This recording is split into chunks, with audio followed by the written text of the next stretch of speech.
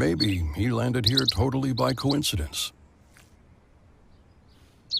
But if by chance he's admiring your fresh coat of Benjamin Moore soft sky blue, well, that's a pretty high compliment.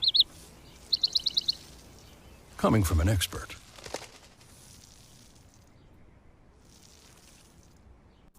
Our award-winning show is back, and this season promises to be even more exciting than before. What's Up, Doc isn't just a title, it's a call to action for anyone who wants to improve their health and well-being. Join us on this thrilling ride towards better health on WESN Content Capital. WESN.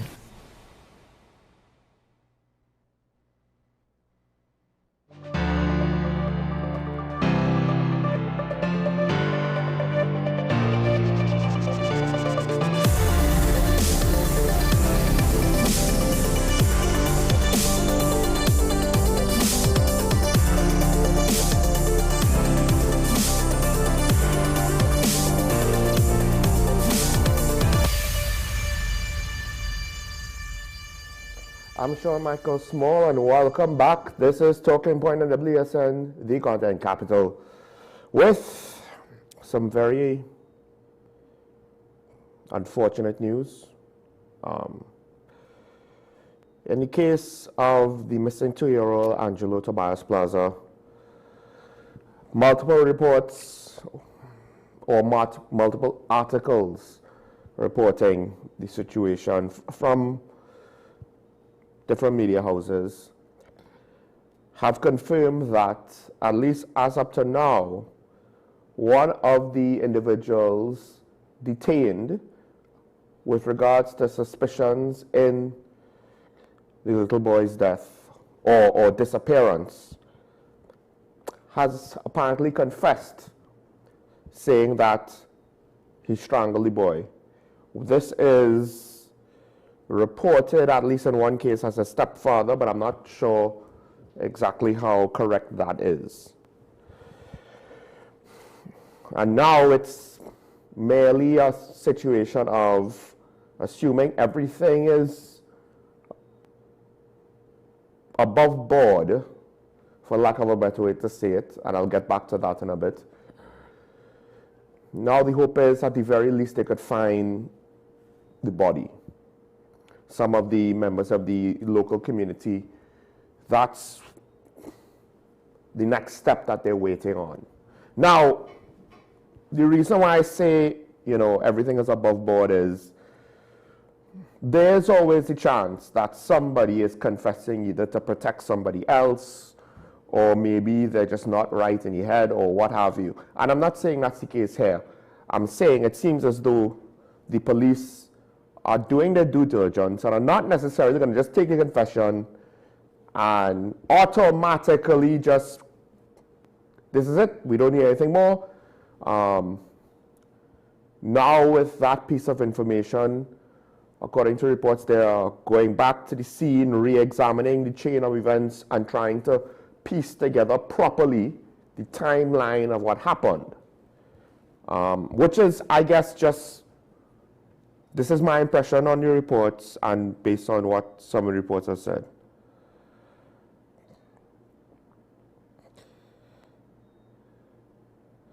So they got evidence from the suspects, again, assuming that there's no funny business with regards to the motivations for the confession. Now we're in a situation where we have to ask, well, what was the motivation for the killing?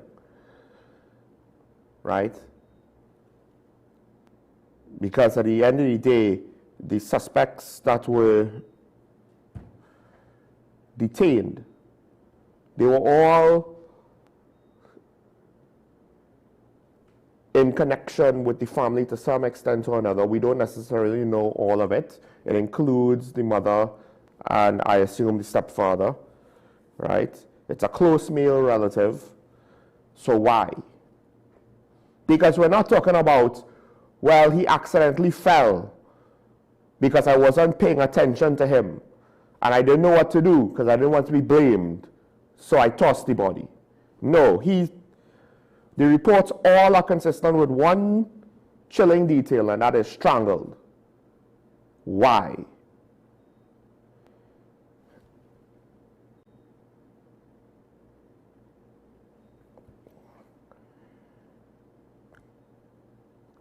And it's one of those things where there's not going to be really a good answer one way or the other,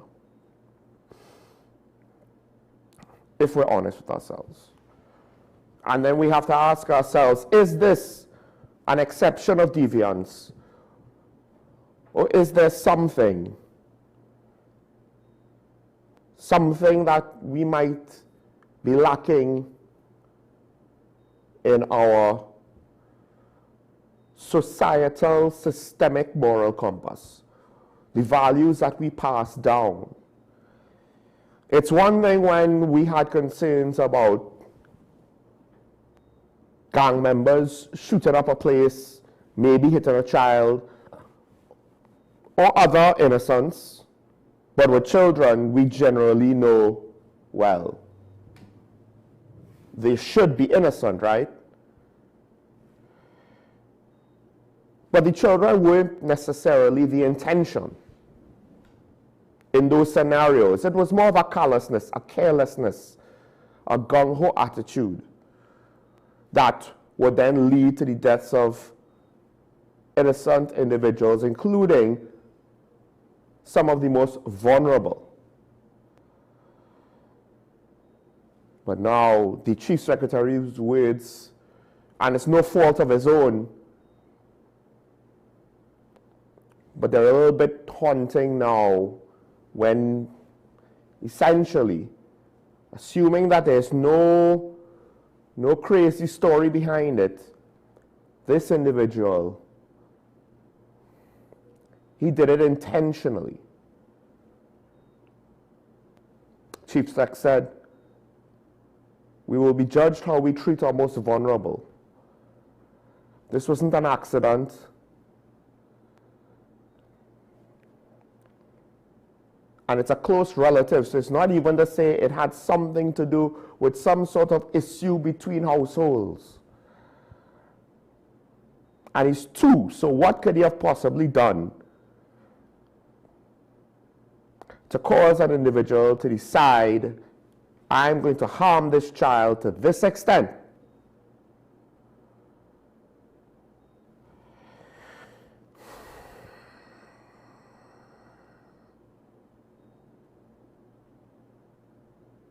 And I feel as though we kind of take it for granted who we are as a people. I just saw a video yesterday. I don't know how old it was. You know when things just come up randomly while you're on these apps, especially when it comes to short videos. And she was talking about her time in Trinidad and Tobago and how the culture was just prevalent.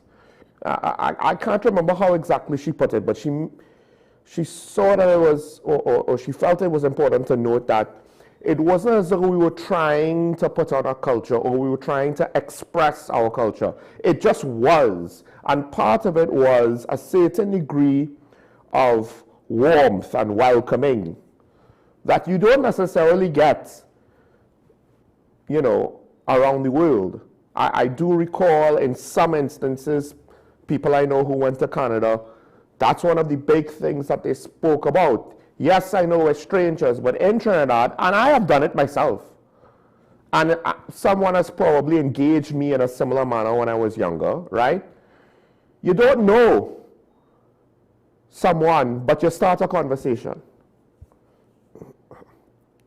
I tend to do that at times when I am in a small business that I don't normally frequent. I might ask, hey, how things going? How are sales today? I remember when I was Christmas shopping a couple of years ago, I asked one cashier who seemed to be somewhat senior in the store, how has Christmas sales been going, and so on and so on. Part of it, of course, is professional curiosity. But then sometimes you're just talking to the people, being friendly. And she made note of that. She made note of how positive the culture was. And there's a lot of good things to our culture when you think about it, right? But I do wonder if we take it for granted. Because our culture is not backstopped by any formal declaration of values. Now, in America, America's so big, one could argue that, I mean, even in TNT, culture differs. You know, slang differs when I was growing up between Port of Spain and San Fernando. It could be the same exact informal word that is not part officially of the English language, right? Not even part of any sort of local dialect. And yet, the meanings are vastly different, but it's in use in North and South Trinidad. Just means completely different things. And in America, of course, it's even more stark and there's much more variance because of just how large, 300 million plus population, a significantly large country, right? It dwarfs Europe to some extent.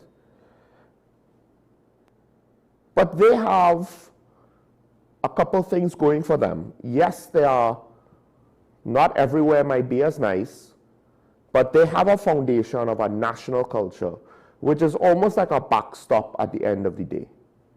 And there are certain levels of responses to challenges that you're going to get, which will probably be, at least before the last 10 years or so, universal across the country. You will get certain sorts of responses to crisis and emergencies and people in need. Because when you go to certain events and when you see the iconography and how it's displayed there, there's a backstop of a certain formal understanding for them of what it means to be citizens of their country. And a certain flaw with regards to the value of their country, which if you go underneath, all of a sudden it's a big problem. Not always is that for the better, but it's there. And again, there could be negatives to that, but there are also positives. And I'm not saying that we should just jump headfirst into the negatives and try to build up some of the same things and just disregard the negatives. But the thing is, there's always pros and cons in any situation, and you should try to learn from the good, you know, and compensate for or adjust to or, you know, figure out a way to not implement the bad. Because what do we have now? I think growing up, you know, we were taught about the coat of arms. We were taught about the national instruments. We were taught about, you know, the national pledge. And of course, the anthem. The birds. The flag.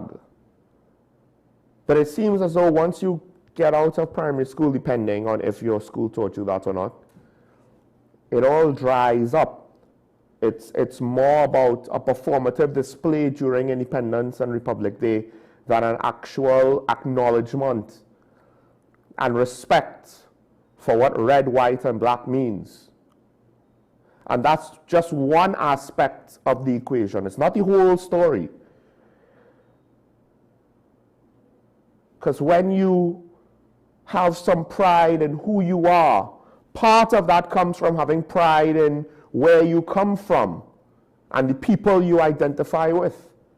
And all too often now in 2026, we want to identify with some arbitrary subset before we identify with the nation that we claim to be our own, that a culture that we claim to be ours, and with that culture comes values.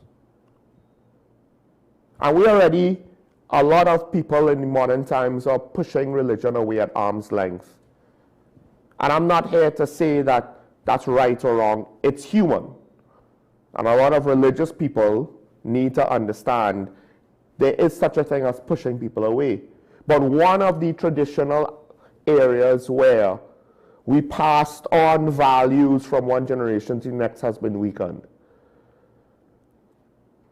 But I would also argue that the national identity of the country was stronger when I was younger. And now, to what extent do we really acknowledge being Trinbagonian? We'll do so in front of a camera when some foreign YouTuber comes, or a foreign news outlet comes, like Vice or whoever. We'll do so then. We'll do so when Nicki Minaj wants to shoot a video, or Jay-Z wants to shoot a video in TNT. So we'll be so proud, we'll identify ourselves. We'll do so when the Soccer Warriors come and qualify for the World Cup. All of a sudden, the flag's flying. When Keshawn Walcott gets another gold medal, all of a sudden, yes, we are Trinbagonian just like him. But those are the exceptions. The majority of the time when we don't have anything like that, we're red or yellow, or we're of this race or that race, or we're of this religion or that religion, or we're from this area or that area. All of these things are more important than the one thing that should be unifying us. The one thing above all others that should be a backstop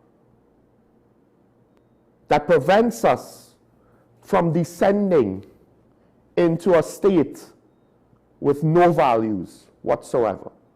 Because dare I say, in order to kill a child, what kind of values were instilled? What kind of principles were instilled? How did it fail so badly in this case? You don't like the child? If the report of being the stepfather is true, it might not. If he's not in the immediate family, on some level, it's even worse. Like, walk away from the situation.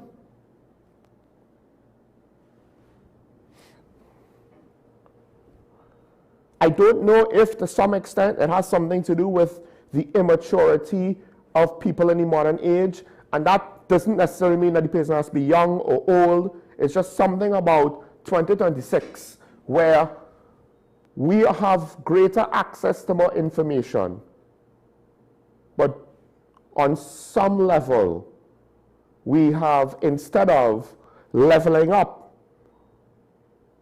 our critical thinking, our judgment, our knowledge base,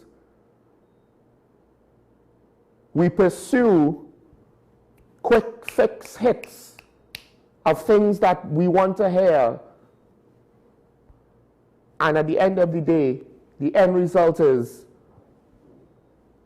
because we're so dependent on these sensationalized, oversimplified narratives coming from social media, we're not better informed, we're worse informed, one. And two, we've given up, on some level, our capacity to think and reason. We've delegated it to people who make videos, who may or may not be qualified to speak on any matter. There's one YouTuber that is supposed to be some sort of big lawyer to break down legal issues. But the kind of law that he practices in his everyday life, he's not qualified to break down a lot of the legal topics that he does on his YouTube channel. And he's been called out by other lawyers who do practice law in those serious areas. I think he's something like a real estate lawyer that never did anything with regards to criminal law or any sort of social justice work or anything like that, or even corporate law. He's just like some kind of real estate lawyer, some low-level guy in terms of the kind of work that he does. But because he could claim to be a lawyer, he knows as much about the law as anybody else. And people will follow it. People will follow it. Now, maybe I'm wrong, but I fear there's something about modern lifestyles, modern sensibilities that is eroding the fabric of what it means to be us. And listen, I am not an expert on what it means to be Trinbagonian. It's not as though, I could be the best person to show people around. I don't know all the great spots. I don't know all the cultural history. I don't partake in all the cultural activities. But one of the things that bothers me is the sense that, because on some level, the old time days are not necessarily better, right? There were a lot of issues. It's easier now to kind of get all the bacchanal because of technology. It's at our fingertips, and things go viral, particularly the more sensational they are. But they had challenges back then. They had issues back then, right? But I feel as though the laissez-faire attitude that we have, it at least served us better back then. I don't know if it's really serving us well now. And they had issues, of course. Our politics wasn't perfect back then. One could argue our politics rarely showed its immaturity with the benefit of hindsight looking back on some of the decisions made. But I hear you ain't going to be mature straight off the bat. Not everybody's going to be Singapore, right? But now that we've reached over 60 years, there are too many situations like this where you just have to question, why was this individual so willing to commit such a heinous act against others? Now, usually, the excuse is gangsters killing gangsters, and then we kind of just hand-wave the explanation, right? To say that we understand every individual case, the circumstances that led to that moment would be a lie. But there are too many situations where it's not gangsters killing gangsters.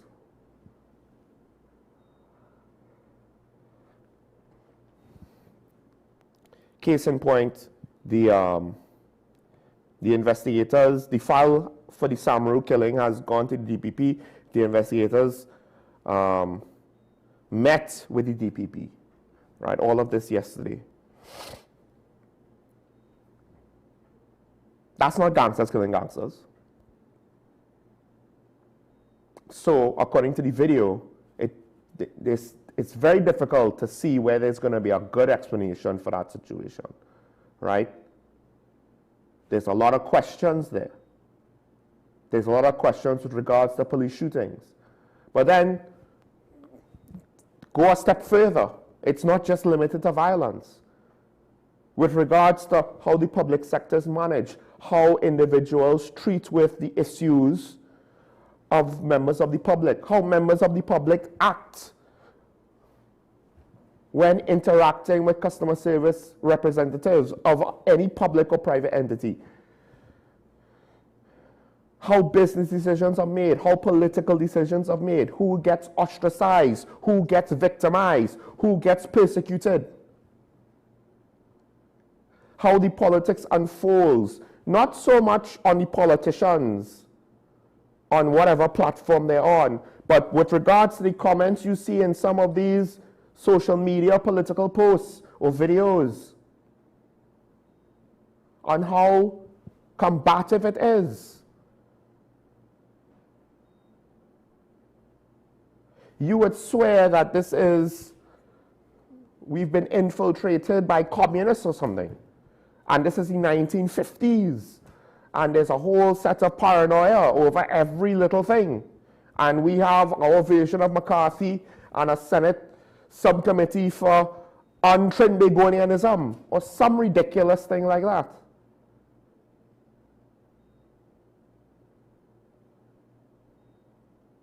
Because at the end of the day, everybody could complain about how someone they know or they themselves are being treated in some situation that seems to be benign, but when you add it up in its totality, it's not potentially that far off in terms of the how could you have done that to this person or that person.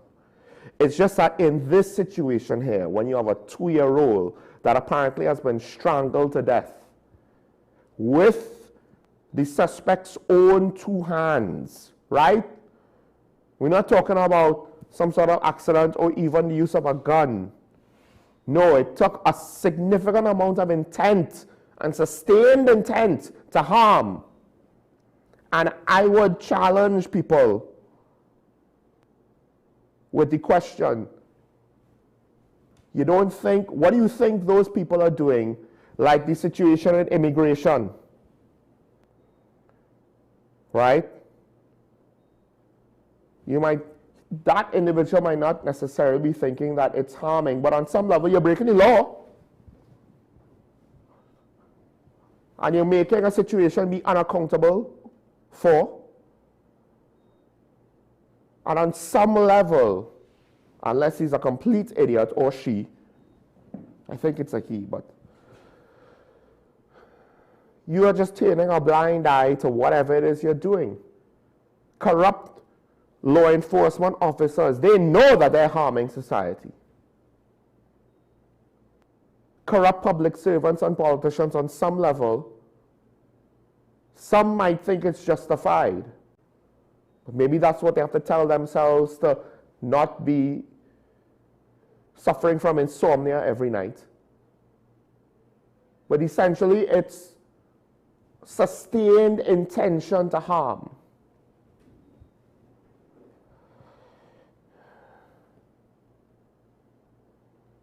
And I do wonder now if we've just grown accustomed to it. Because one of the things that the internet has shown, the internet allows for anonymity. So when you go on any sort of platform that allows for social interaction, where you don't have to put your real name, all of a sudden things get a little bit spicier, and usually not in a good way. Now, one of the areas where, and for any parent that is on top of their game, there's a situation with Roblox, right? Now I'm going to go not necessarily to that extreme. If you go to any sort of online game traditionally, it allows for socialization, right? But also, the game usually has some sort of objective. And it, usually for online games, there might be some sort of long-term objective. And ironically, you're playing a game, but the game has economic and market forces like the real world, supply and demand, and there's a whole host of situations where it might come across as work more than recreation, right? But it, you know, something to do, I guess. I myself have partaken in it. But one of the things is you get to see now, it's not your name on the avatar. And because it's usually an international player base, it's not as though there's a lot of people who know who you are in real life. So now you get to see naked human behavior without any sort of inhibition from the social contracts that normally govern our everyday life. Taking advantage of people, harming people. Now it's just a game, right? So you don't necessarily see, you know, who cares? But you see a certain level of callousness. I was scammed, I was cheated, I will cheat others moving forward. I'm not going to have mercy, I'm not going to be nice. And I think as much as that was in a game, you actually see that same sort of psychology played out in real life. I was cheated, I was harmed, my family member, and I've been touching on that in the last couple of episodes. When I was warning about the situation with pension for some of our elderly that one of the callers brought to our attention here, I believe it was Monday morning. You see people being taken advantage of. Do you want to be one of the prey or one of the predators? At some point, some people do the math, they say, I'd rather be predator. And it will go from, it will evolve or it will escalate until we get a situation where arguably too many people are too busy looking out for number one. They might not necessarily realize how bad it has become. And we've just gotten somewhat used to that. There was another shooting of a suspect. The report is it was a break-in. The police responded to a break-in. The individual had a gun. They shot the individual. The family is saying, no, it wasn't a break-in. He was house-sitting, basically, right? And he has no gun. Now, I don't know who to believe in this situation, to be honest. Because the problem, of course, is we've had a lot of situations where family members will come out and say, oh no, he was a good boy, he didn't have a gun. And then look, there'll be social media posts a week before of him posing with guns. So you can't just automatically believe the family, but you can't just automatically believe the police service either. Unfortunately, through no fault of our own, we've seen some stuff. And trying to hide it and cover it up ain't going to eliminate what we've seen already, but also the truth is not dependent, it's not Schrodinger's truth, where, well, if we don't see it, then it can't be true. If we don't see the video, then it's not true. Samuel was shooting at the police when they shot him. And then all of a sudden we saw the video. Well, what are we supposed to think? And unfortunately, because of, on some level, how the minister and commissioner communicated the situation, they might have done procedurally all the correct things, but how the situation was communicated with us. The officers in this case probably are not going to get the benefit of the doubt from at least a significant minority of the population, if not a majority. It's a he said, she said at this point. The actual occupants of the house are abroad, so maybe when they come back, they might be able to shed light on the situation. And at this point, I have no expectations that it will go one way more than the other. But on some level, I don't know how far this story will go, because I feel as though we have grown accustomed, there are calluses on our heart and in our spirit. We have grown accustomed to seeing somewhat outrageous things in the news and not having any response. At this point, there's a part of me that might have more respect and appreciation for an overreaction or any sort of inaccurate judgment in a situation like this, because at least it will show that enough people are paying attention. You know, overzealous activists coming to sell a narrative that might be wrong, but at least it will show people care. And I'm not entirely sure to what extent we look at the wider issues of society. You see, with a 2-year-old, it's hard to deny that. It's hard not to get upset about that. And there's a part of me, I think, that I'm trying to not get too emotionally invested in the situation, because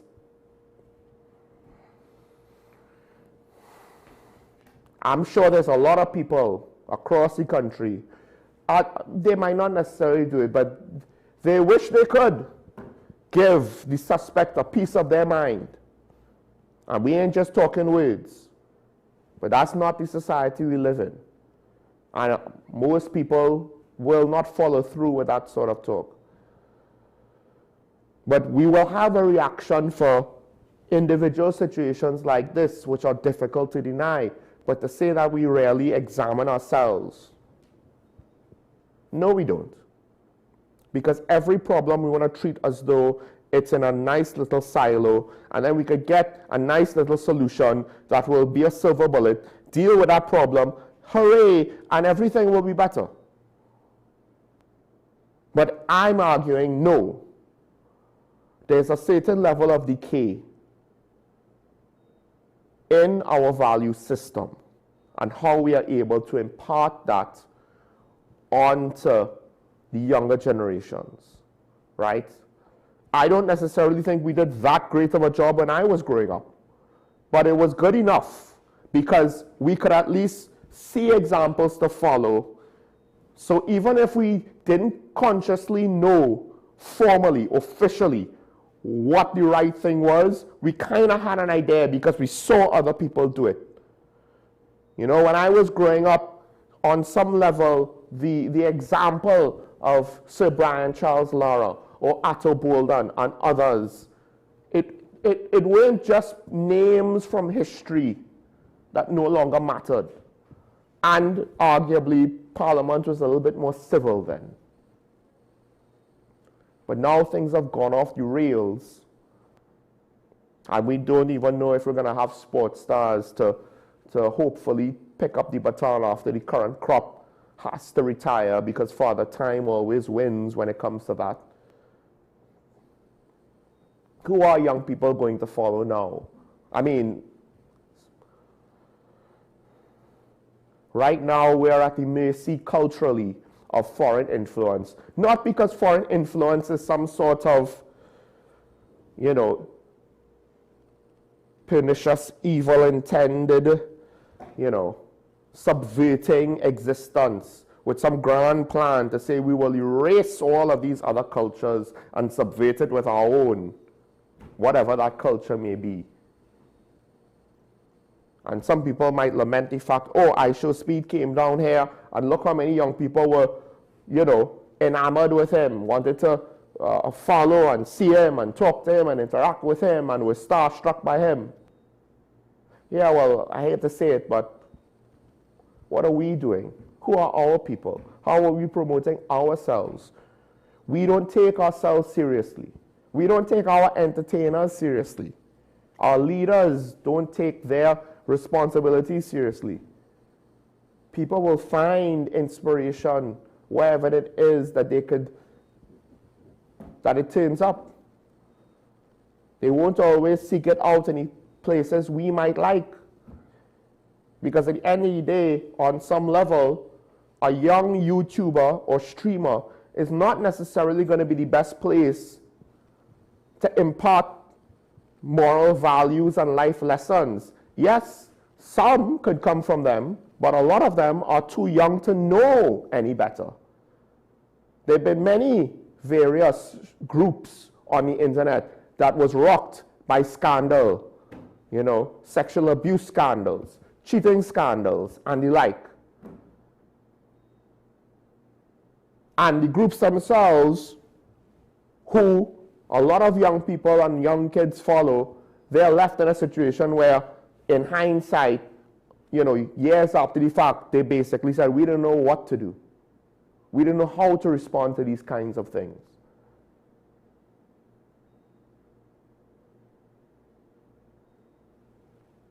And look, there's a similar situation. There are heinous acts happening all across TNT. Not every family member is killed. There's a lot of abuse. A lot of abuse goes unreported. One of the things with the Special Victims Unit was, it wasn't that because there's a Special Victims Unit, there was an increase in domestic crimes. There was an increase in reporting of what was already there. So the old time days probably wasn't all that sacrosanct, but instead of taking the good and figuring out a way to, you know, minimize or eliminate the bad, we kept the bad and somehow figured out a way to minimize or eliminate the good. And then you end up with situations where children are murdered. This is not the first time. This is not the first time we'll see something like this in our news. This won't be the last time we'll see something like this in our news. But what matters more is, one, how often does this happen? And two, why does it happen? And three, what are we going to do about it? And I would argue, as much as the minister said that there will be justice for Angelo, what does that mean? What does that mean? Now, the good news is the police, they weren't lazy with this situation, it seems, right? As long as there's no more plot twists in the story, it seems as though they did everything right.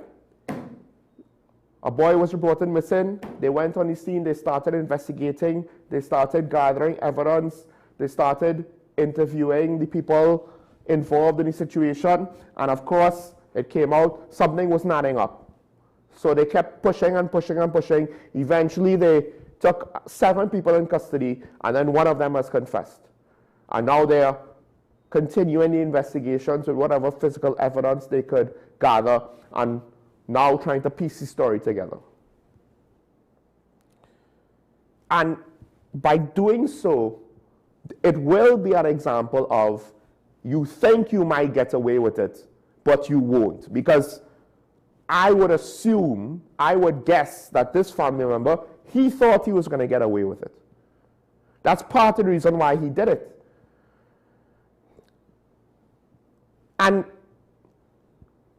having something to push back against that thought, to push back against that idea, oh, I can get away with it. I don't know if the individual has ever had any sort of history of criminal activity or violence before. But it's not just about the hardened criminals where these things could happen. It could come from a whole host of mundane sources for mundane reasons. People are, unfortunately, they have examples of stupid people out there that will do things for stupid reasons, where you will end up saying you killed someone over this, and it might seem unbelievable, but it has happened. It has happened.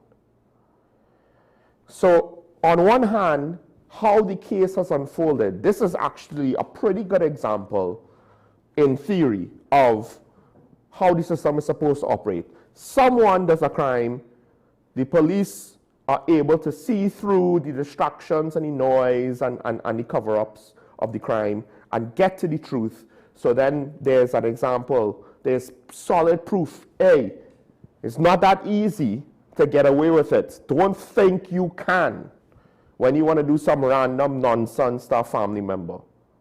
But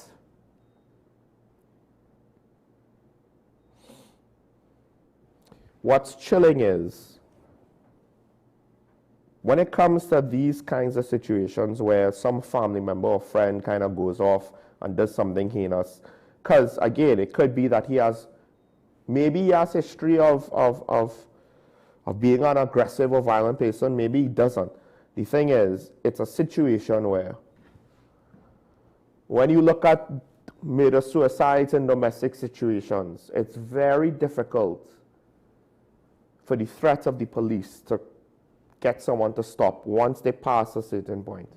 You really can't just depend on the threat of criminal prosecution alone. Because no matter how good it is, somebody will still think, I can't get away with it. They'll still think that. And to be fair, when our detection rate is less than 10%, potentially, one anecdotal good result doth not an entire precedent that will put in motion things on a national level. That's not how it works. That's not a trend that you could rely on, one case. We have seen high-profile public successes with the police service, though. But we are building towards a different perception on police investigations, I would argue, or the police response to heinous crimes. And it's not going to be perfect. So people will always think, and we could probably get the detection rate to a really good spot, but because of our history, there'll be that mindset now, yeah, I could get away with it. And it's not just the police alone that's going to help prevent crime. It's not just proper prosecution, effective investigation, convictions that's going to stop crime. Part of it comes from the social contracts. The values of just don't harm others that should be instilled from young, that sometimes are instilled from young and it fails. But you can't monitor everybody 24/7 of the day, and you can't. The problem with consequences is consequences come after the fact. Getting justice for a murdered 2-year-old, the problem is he's murdered.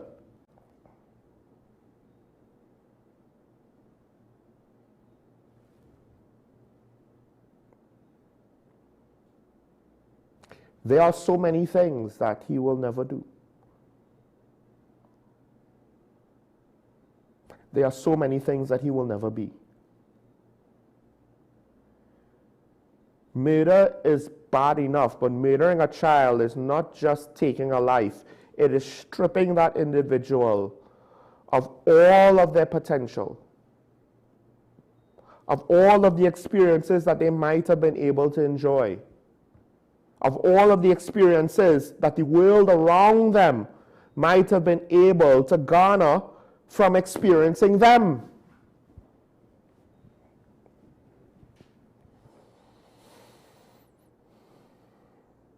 And you can knock religion all you want, and at times, yes, it's not necessarily the most comprehensive teacher, but there's something strong about just telling people from a young age, thou shalt not kill. Unfortunately, society is what it is.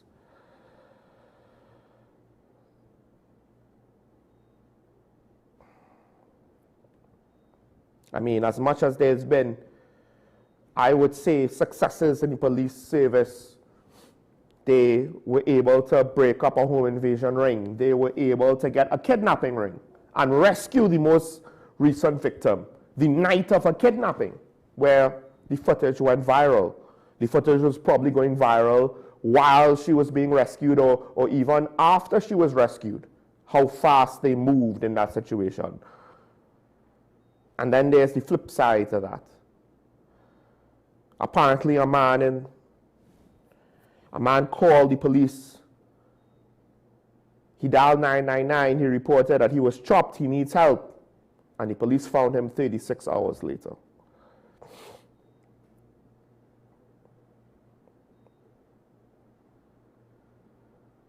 Now, they did search for him, but they weren't able to find him until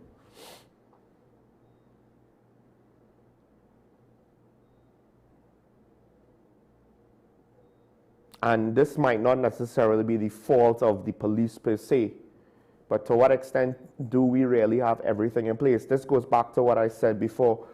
Look, in other countries, you pull out all the stops, even if it's to save one person. That is one of the things about America that I guess you could say envy. There's a lot that, you don't necessarily say wholesale we should be just like them.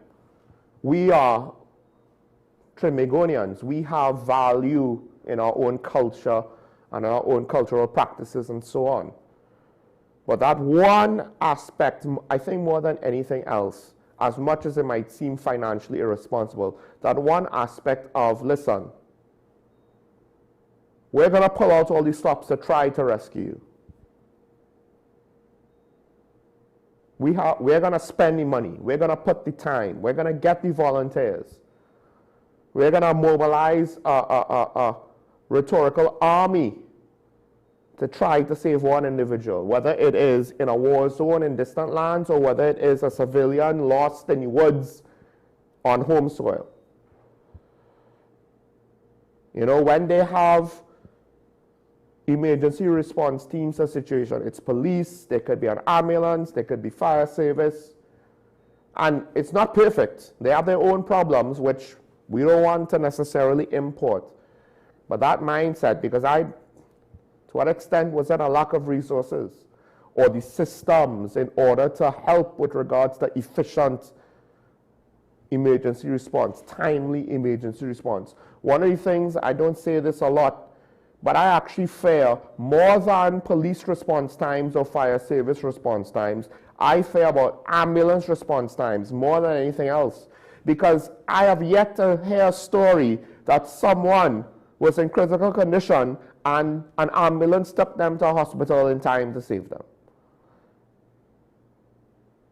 I honestly, in my experience, do not know if that happens at all in this country.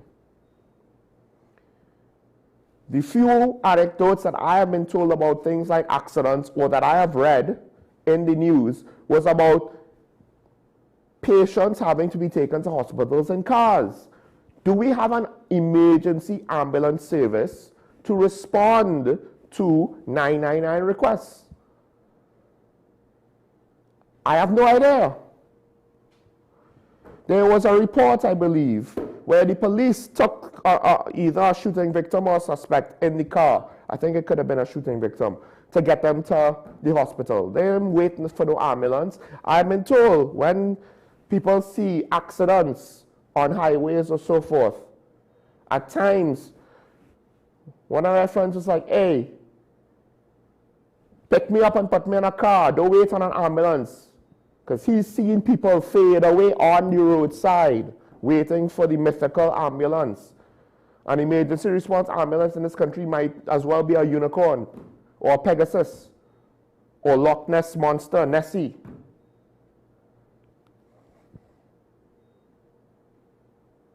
So we have a long way to go.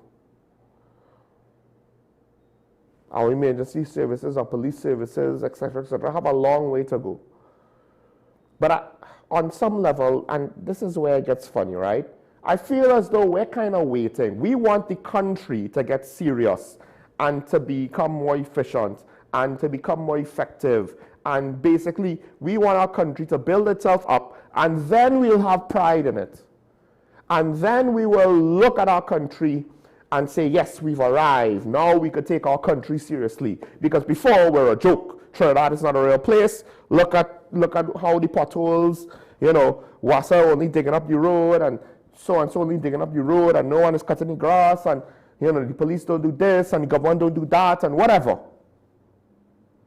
We have no faith because we view ourselves, too many of us view ourselves as a third world country. All right, fine.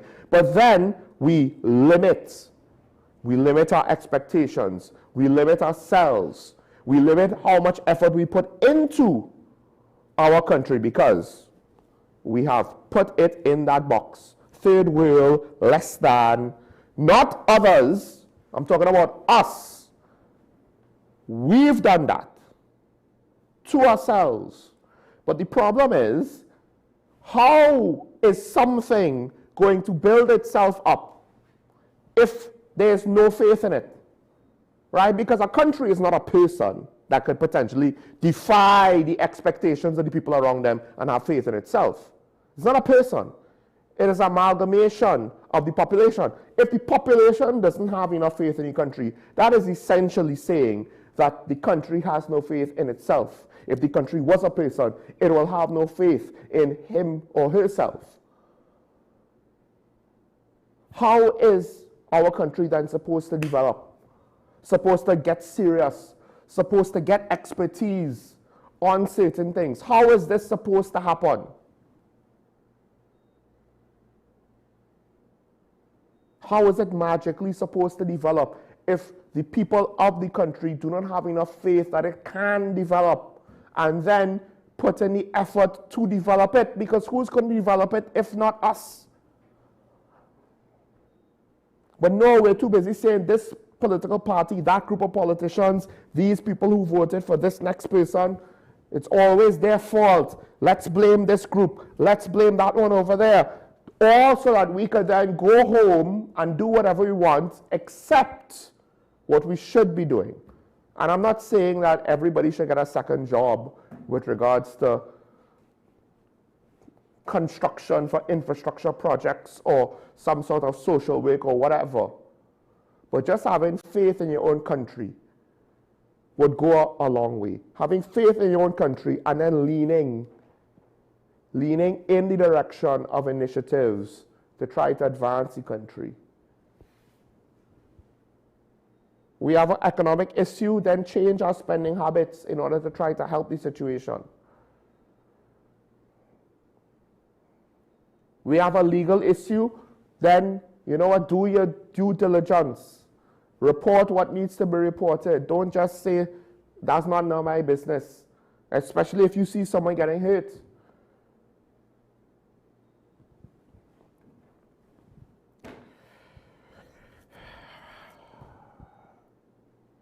One little boy passed away because of one adult.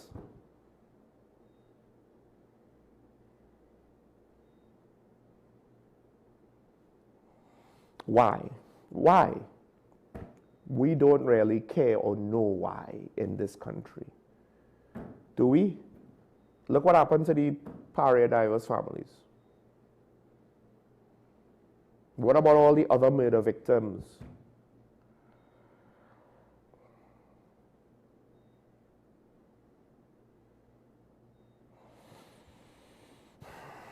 It's always somebody else's problem. But here's the thing. When you really add it all up, it's us, it's our country. How is it anybody else's problem than our own? But it's fine. You know what? You could always migrate, right? Oh, oops. Things not always looking so much better abroad. Grass is not always greener, is it?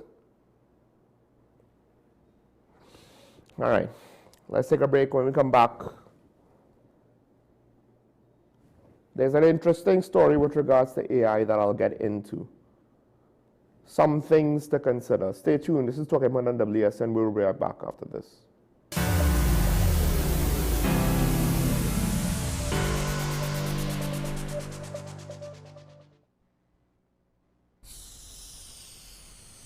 If these walls could talk, they'd cry uncle. They didn't plan to become offices or yoga studios. But they've stood by us, even when we got a little stir-crazy. For that, they deserve some thanks. They deserve Benjamin Moore. Our award-winning show is back, and this season promises to be even more exciting than before. What's Up, Doc isn't just a title, it's a call to action for anyone who wants to improve their health and well-being. Join us on this thrilling ride towards better health on WESN Content Capital. In this day of stay-at-home and work from home, home has never meant more than it does today. Whether you're looking to buy, rent, or build your new home, now is the time to get going. Gittins & Gittins real estate agents are here to take you to that place of your dreams. Let us take you home. We help you find that rental to rest along the way, or journey with you to find your home destination. Investors and commercial enterprises too, call us and we'll walk the distance to place your business in just the right location. Owners, leave the headaches to us. We'll find your tenants or buyers while you stay at home. We'll even manage your property at your bidding. Anything real estate, come home to Gittins & Gittins Real Estate. Call us at 760-3280 or 747-1220 or visit us at 16 Fifth Street in Woodbrook.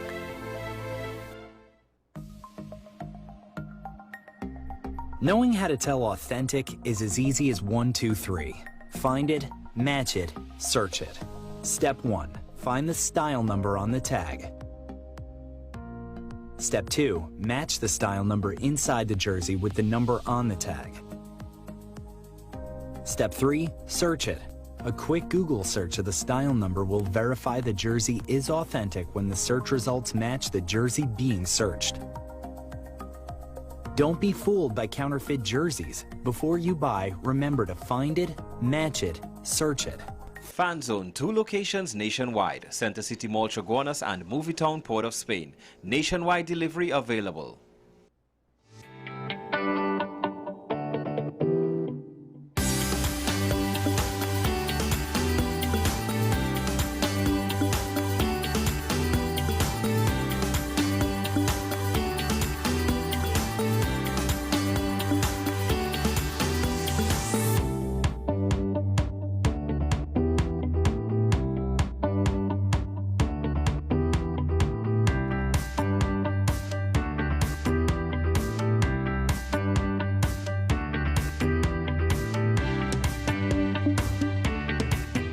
The home of Caribbean content is growing, and we welcome you to be a part of the #1 platform for young personalities who are driven to make a positive impact in society. As we continue to reach every corner of Trinidad and Tobago through our daily broadcasts, our social media pages, or through our 75+ digital billboards across the nation, contact us to learn about our competitive rates via marketing at wesncc.com or call us at 628-5835. WESN Content Capital, television with a difference.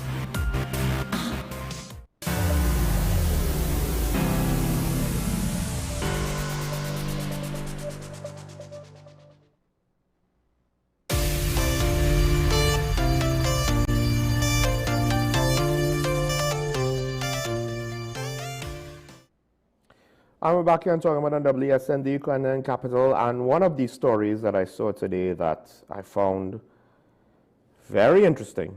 I'm not sure if it made it onto today's edition of the physical copy of the paper, but you could find it online on the Express's website, although you might have already stumbled across the story with regards to an international publication, depending on who do you follow. The Express, I believe, makes note of at least the UK's Guardian, among others, reporting on the story. The winner of the Caribbean category of the 2026 Commonwealth Short Story Prize has been accused of using AI to write the story. Now, one of the critics, who is essentially having this opinion, a former overall winner, he is saying that the prize is essentially dead.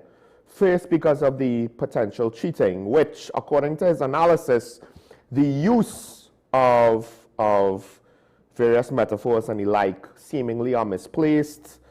The quote is, lacks intentionality behind the strangeness it evokes as great literature. So I think there's some sort of, because I didn't read it myself, but based on what someone who is, at least I think, more qualified than me when it comes to judging literature, is saying, well, a lot of the metaphors and a lot of the, just I guess the prose, I might be misusing that term, it's not necessarily making sense. There's a disconnect. The intentions are not clear. At some point you might think, well, I'll do something, and art could seem so obscure. The meaning behind art could seem so obscure to most laymen. But first of all, subverting expectations is, I think, what you say to lazily justify, I'm going to do something random because I fancy it, right? You hear that in modern usage, mostly with regards to things like movies and TV shows. But with regards to short stories, you know, one could argue a writer could try to be too cute, and it just doesn't go well. But given the specific description, lacks intentionality, if you've utilized AI, you will kind of have an idea what the critic might be saying. This is Kevin Jared Hussain, right? Now, and he's basically saying the storytelling is quite poor. None of his metaphor and simile serve the characters or the narrative. So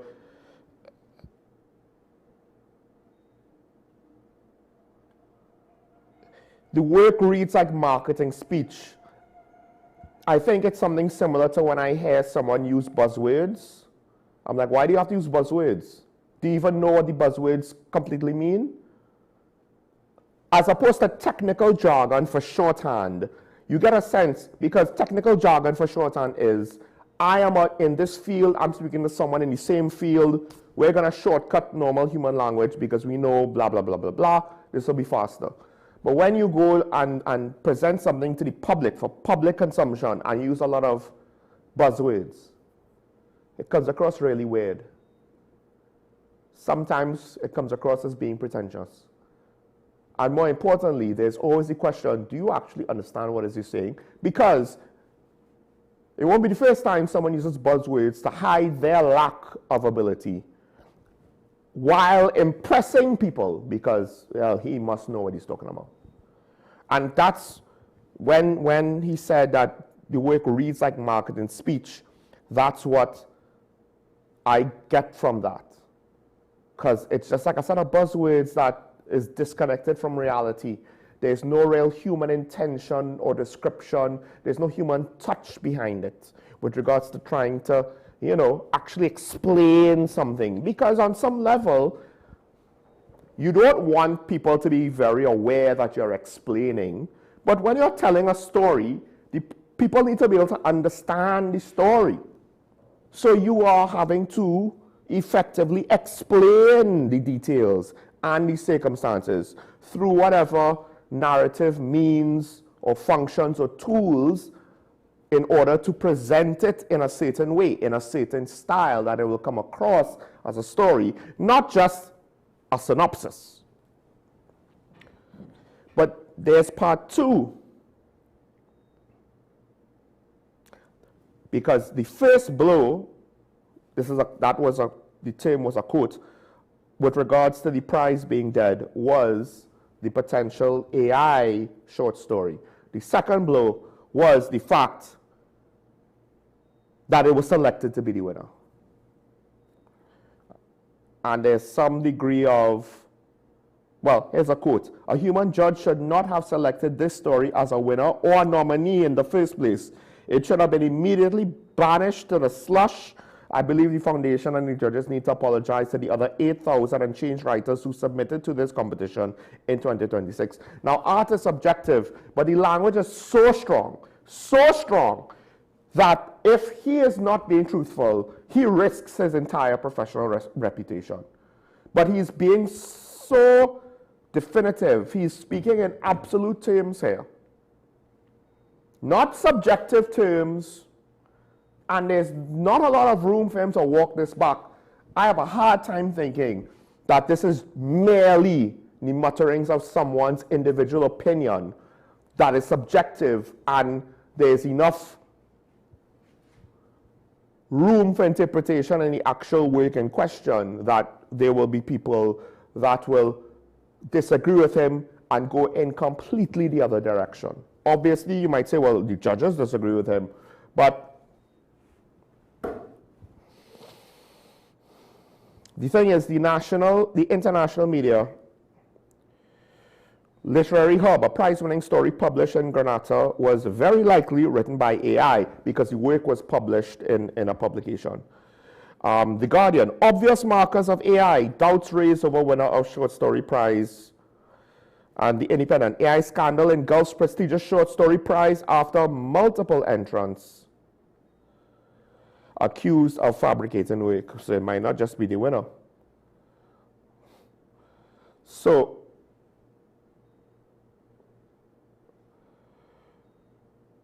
one of the interesting phenomenon is the fact that we do have local authors, but nothing has necessarily reached the same level of the works of people from the past. And the only reason why I think I make note of it, because one could make an argument that literature and books, in the classical sense, has become less and less, I don't want to say relevant, but I lack a better word, right? In modern media consumption, it's video or audio, and with regards to literature, it's in a weird spot because there's still certain levels of storytelling that could only come from books, right? But before, books used to be one of the few mediums in order to present works of fiction, one of the few mediums to kind of expand one's horizons in a fantastical way. And I actually have quite a few friends, but they're from my generation, or maybe a little younger, who they would appreciate and prefer books over movies and TV and what have you. But part of the problem is time.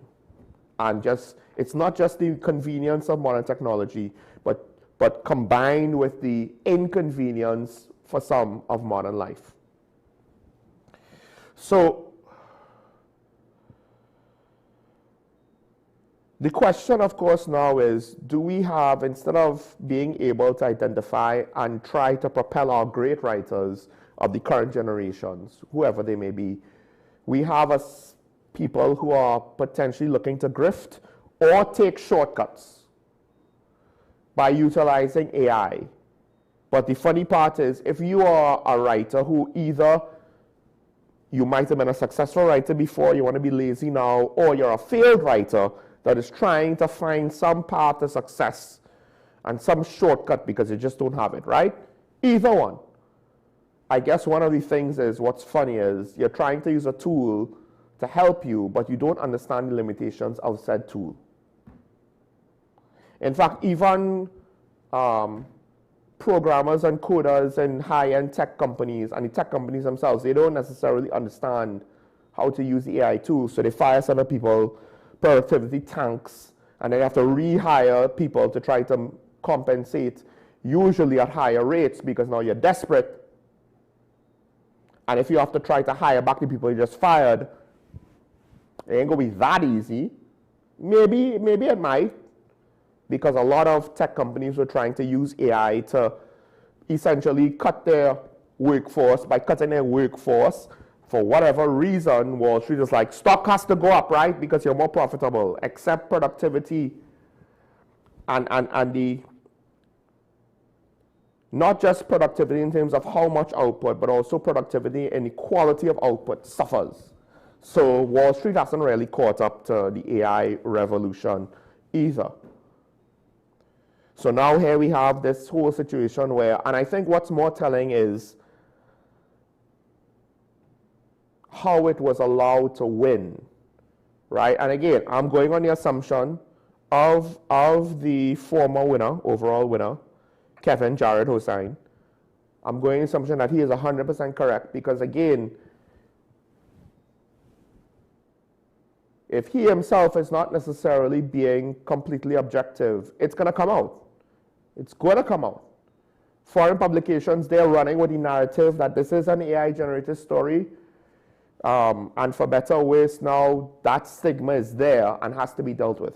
But he has some strong things to say, and essentially, let's go with it.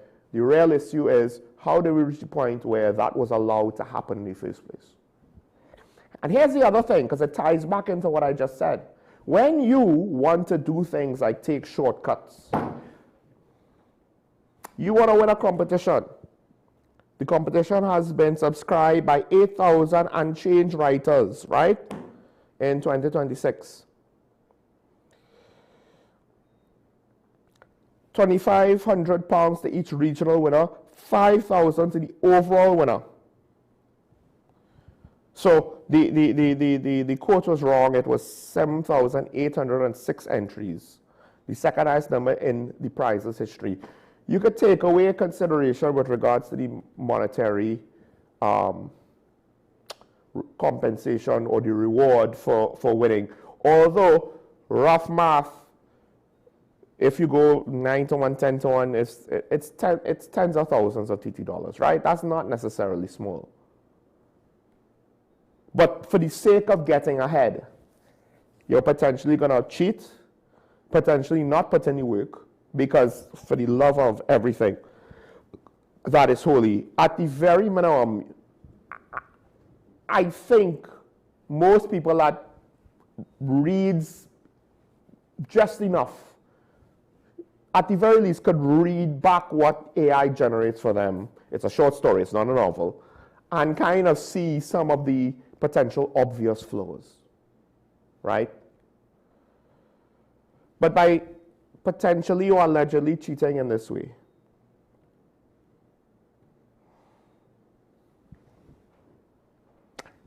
what are you doing to the field?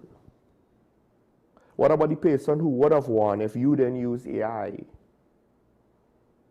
You're taking money from him, but not because you're a better writer, but potentially, allegedly, because you decided to take a shortcut.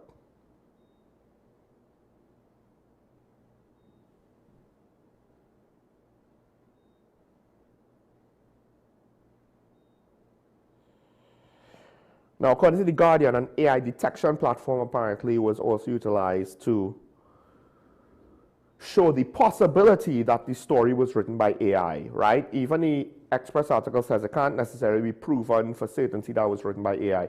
One of the issues is the detection tools, the detection software is not and I might have mentioned this before on Talking Point, it's not 100% accurate. And that's one of the things with AI. How do you prove that it was done definitively, that it was used definitively? Now, on what point are we going to have to tell the AI companies that logs need to be kept and made available, right? Even if you do, there might always be some random AI company that wouldn't care to conform to that. And you have various AI companies and chat boxes and so forth, chatbots, sorry, that will come from various jurisdictions. To what extent will everyone adhere to international law? Because, I don't know if you noticed, China tends to not adhere to international patent laws and intellectual property rights and what have you. That's why certain corporations starting to pull back with regards to what they offer to China, like in the aviation industry. That's why on some level Hollywood decided to no longer engage with China, because Chinese TV and cinema made a quantitative leap forward during those years where Hollywood was inserting Chinese production staff and actors and so forth in parts of their movie to sell their movie. Think about Age of Ultron, where you had Asian doctors that were just, or was it Iron Man 2? Or whatever movie where there'll just be some random Chinese subplot or random Chinese actor. Might not even have a lot of English speaking lines, but they're there, you know, because Hollywood was doing that to conform to requirements in order to get their movies to play in China so that they could get access to that market. But eventually the corporations realized they're going to limit our access. To what extent does this make sense for us to continue investing? Because they're taking techniques from us when we go over there, and we have to use parts of their crew, and we have to show them, you know, how the sausage is made. They have to show them the man behind the curtain that's presenting the Wizard of Oz.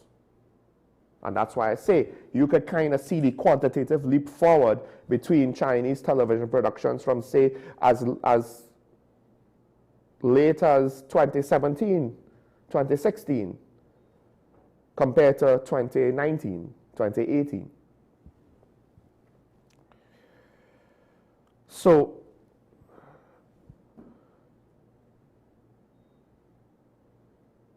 controlling AI is going to be difficult. It's not the boogeyman that's going to replace all of us on all of these jobs. It will make the jobs more efficient. It can be used by the people doing the jobs to do the jobs better. This is an example of, it's not going to replace you. If you don't know how to write a short story, AI is not going to be able to supplant the best writer of a short story. What AI could do is AI could look at all the short stories in history and try to give you an output that is kind of along those lines, right? Who knows how AI will determine what to pull from where? With regards to graphic design, and we've spoken about this on Breakthrough before, you know, it's one thing, you want to update your logo, AI could update your logo. You want a new logo, a brand new logo, well, now you're basically rolling the dice on what it could present you. But with this story, it comes back to exactly how do you select a story that apparently, again, we'll go with the Guardian UK's headline, obvious markers of AI. We have a money line caller. Good morning, you're on the air.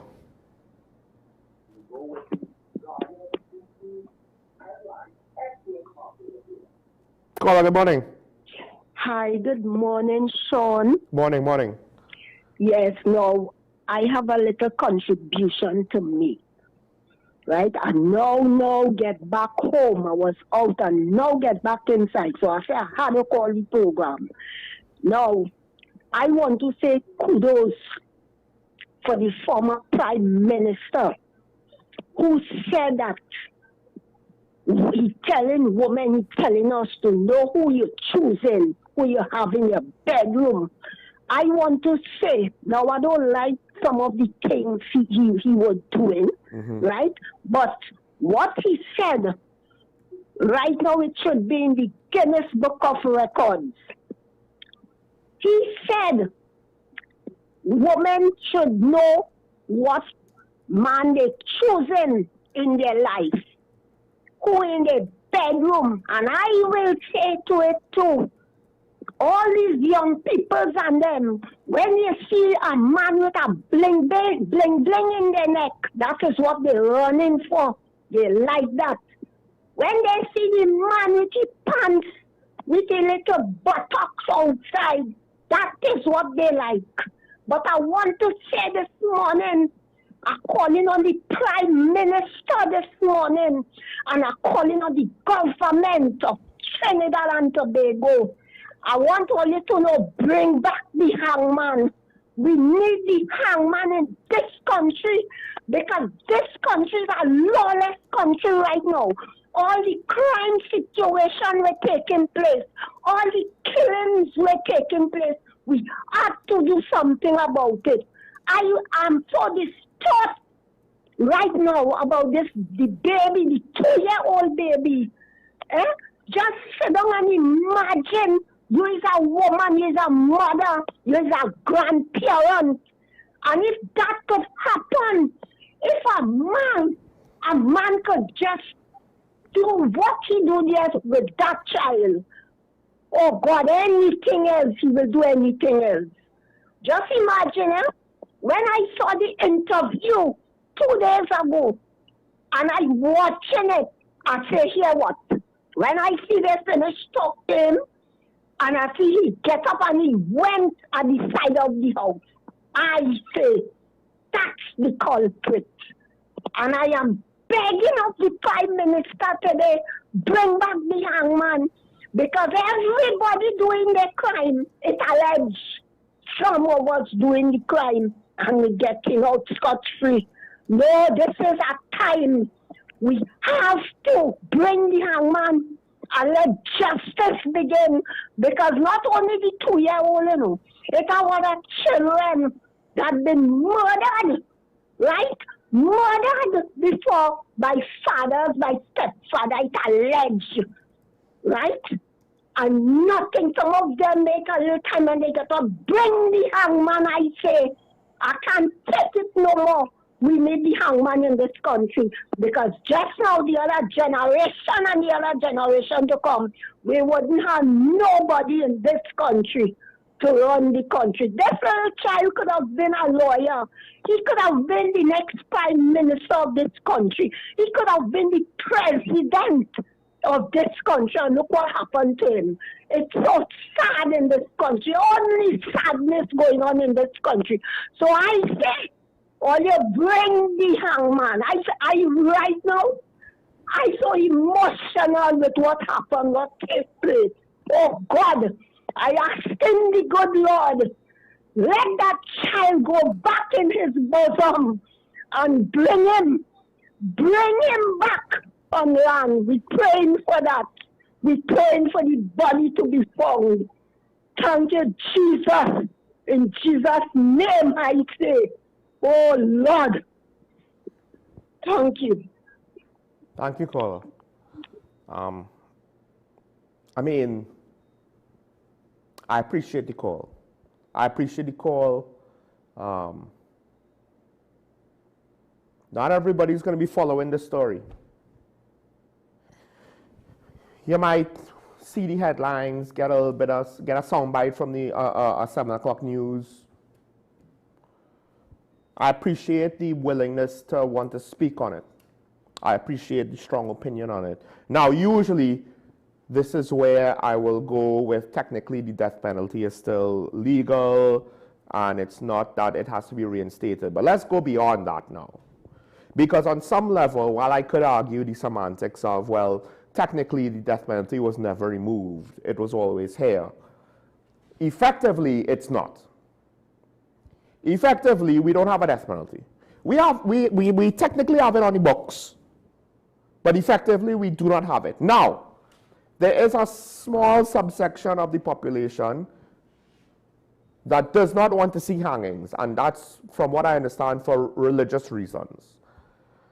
I am of one of the religions that the clergy, the leaders, are technically against the death penalty. I understand their arguments to say that.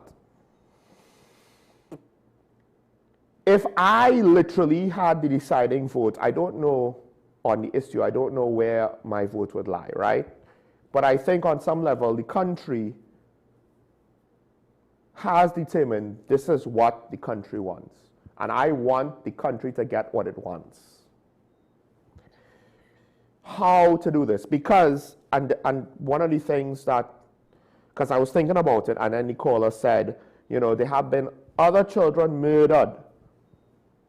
And it was bothering her, as it bothers me, because I was thinking about recently someone was convicted of murdering his wife and 14-month-old daughter, right? And the thing is, the last story in that is that the appeals process began. They filed the appeal. The appeals process is the window that essentially, not the window, the tool that essentially nullifies the death penalty, the appeals process, plus the Privy Council decision, which basically means once you get past 5 years, it's cruel and unusual to remain on death penalty for so long, so it's commuted to life sentence, something like that, right? How do we get the death penalty back? Well, we don't have Arima waiting, so I'll just say this. You change from either we get a new ruling to set a new precedent to override the Privy Council ruling, whether it's from a different Privy Council bench, that I don't think that's the correct term, but essentially a different Privy Council lineup, different Privy Council judges, or from the CCJ, or we change the laws, or we speed up the appeals process. And I would probably prefer the latter, because I think it needs to be done regardless. We have Arima on the line. Could be a different Arima. We'll see. Good morning, caller. You on here?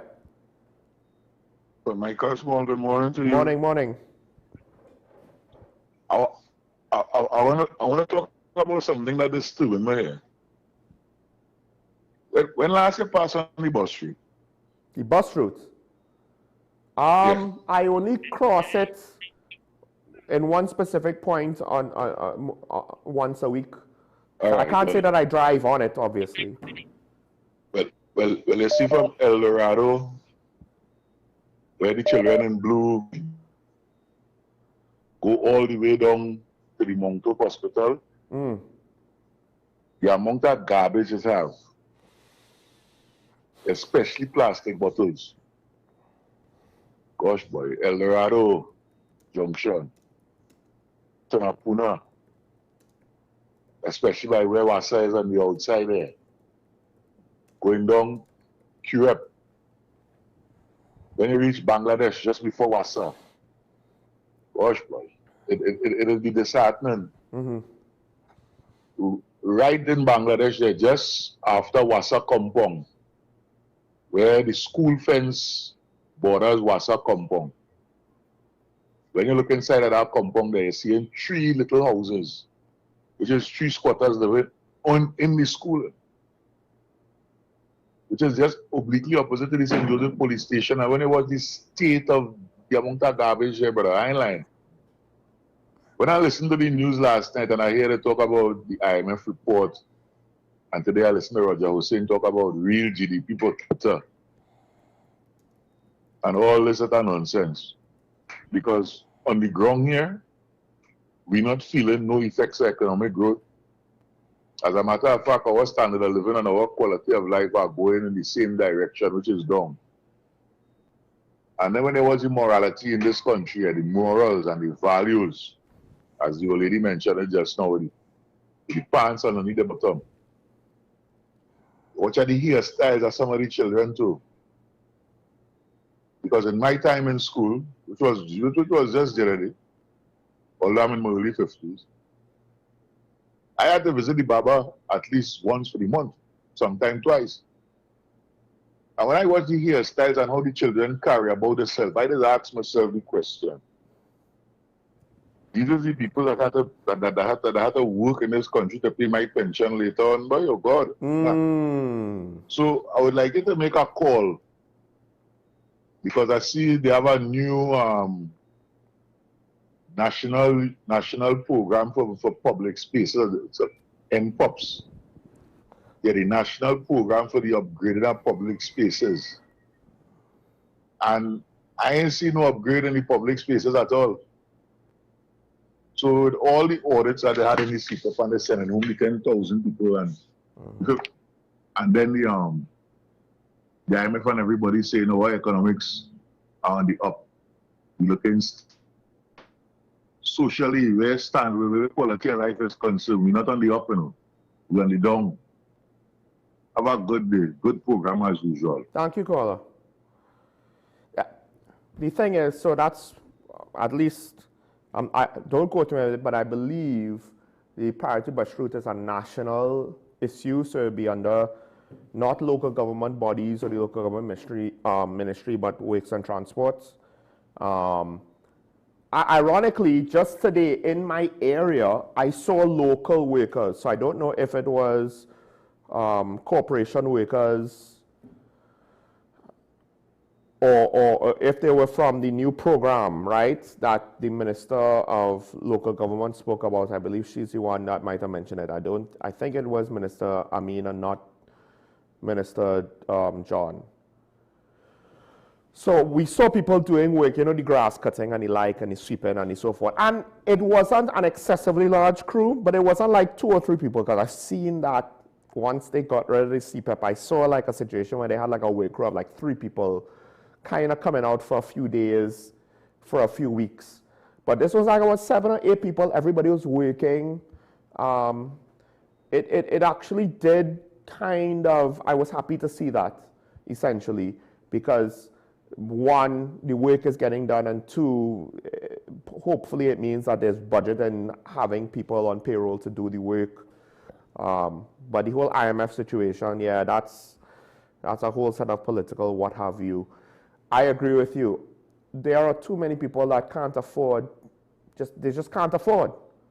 The salaries being offered for some jobs now are ridiculously low, and cost of living is probably going to go up. And will we be able to compensate for it with energy revenues? I don't know. Dabity on the line. Caller, good morning. You're on the air. Morning. Morning, Sean. And let me say morning to your staff, San Fernando, and also Arima, because Arima hit the nail on the head. Hold on, let me go to my television first. Yeah. My apologies. I think I lowered down here. Yes, Sean. Yeah. And just a little correction, the corporation really is responsible for cleaning up extra grass on the bus route and okay, that whole area that Arima spoke about. However, the police give our workers a hard time. We can't even park on the bus route to clean the bus route. They threaten us to come off the bus route. We don't have the bus route passes, and they seen us cleaning, drive us off of the bus route. Our vehicles can't go on the bus route without a pass, and hence it makes us very handicapped to clean the thing. Yeah. Now back to the NEPA program. Yes, we get the workers, but you have no finances to buy bags, to buy tools or anything like that. They just send the workers to you and tell you work them. On many occasions, you would find these workers and them walking around. Some will bring their own tool, that kind of thing. You're not gonna be hired. Let's say you live in Sawo and put your worker in a maxi. Yeah. You're not gonna get any allowance for that, for using your own worker. So the workers and them, the most they could work with is might be, they can't work with a cutlass because the police will question you with it. The most you could work with is probably a rake. We're storing that rake when you reach.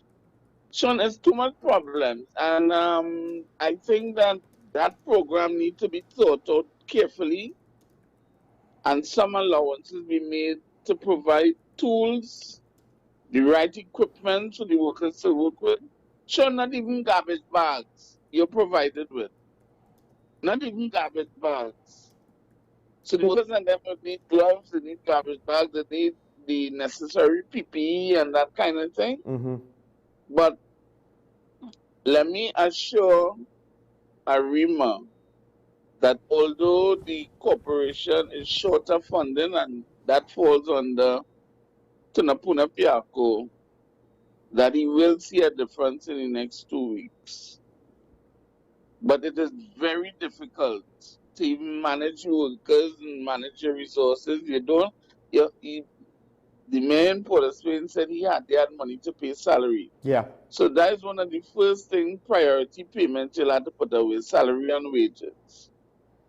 How are we going to continue doing cleaning up the bus route? And it's not only the bus route. He mentioned the bus route because thousands and thousands of people peruse the bus route on a daily basis. But there are other areas inland of the Eastern Main Road and things that need working on. You have the human resources, but you don't have even the bags. So anybody hearing this and want to donate some bags or some tools or anything to the Tunapuna Piako Regional Corporation, feel free. We are Centenary Street, Tunapuna. Feel free to pass and drop it off. Even you, Arima, you could pass and drop off a few bags for us. Thank you, I'm Sean, and you have a nice day. Excellent program as usual. Thank you, caller, and thanks for that. So, it comes back down to what I said initially. It's not that they got rid of CPEP and URP, it's how they did it, right? They made the decision. It was done. Then the explanation kind of trickled down. Then eventually they started legal proceedings with regards to looking into, or investigative proceedings to looking into the alleged corruption or the alleged wrongdoing. But it wasn't like they did that as they shut down CPEP and URP. It was sometime after. Now, then they got a replacement project, which is a little bit more understandable to me, the delay, because if you do have budgetary issues, all right, fine, except, look, the work technically does still have to be done, right? So maybe I'm giving it too much understanding. And now that you're telling me that, okay, so they got people to do the job, but literally they put nothing in place outside of that with regards to equipment, with regards to protection equipment.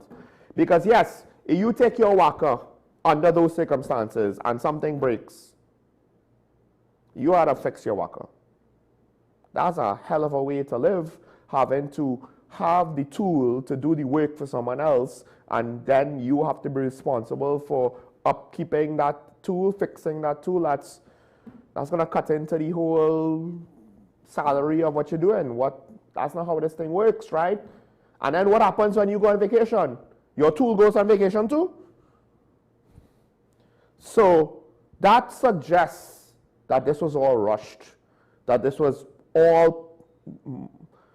It doesn't have to be that there's no corruption there, right?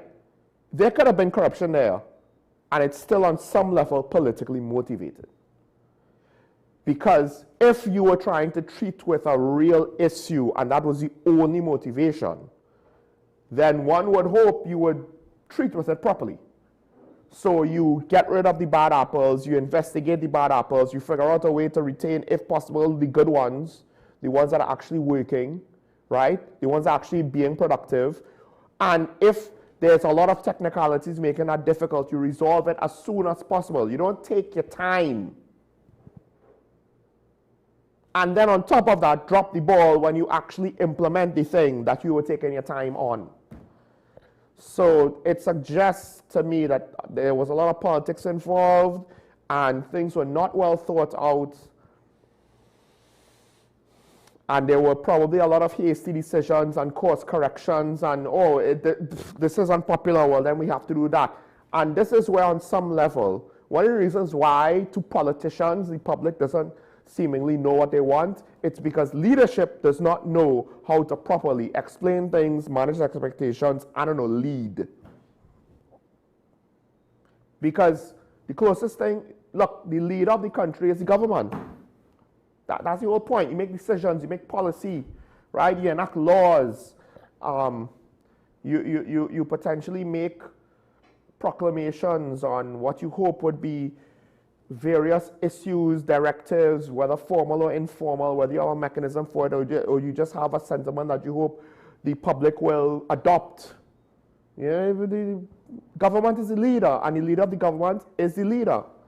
And there's not a lot of leadership with regards to this issue, right? There just isn't. But also, we have another caller, but I just want to say this quick.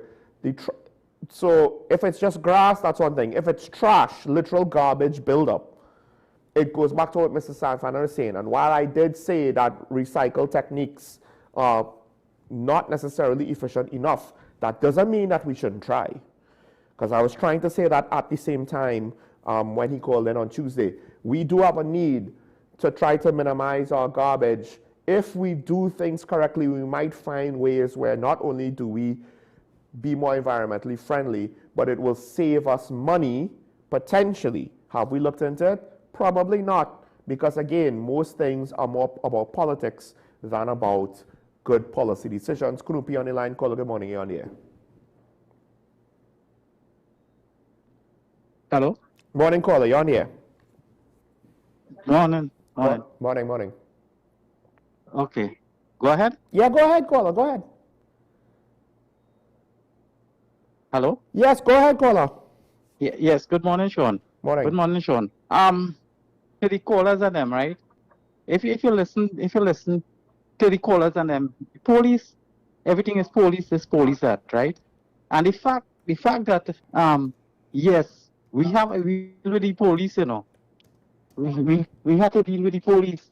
I will tell you something. The caller just now saying, right? The caller saying just now that is all the workers and them have cars? Definitely you can't park up. Everybody park up in a long line. I went to Spain this morning. I went to the eye clinic where they have going on to carry somebody. And police there blowing horn at people park up. People are park, eh? That happened Monday morning.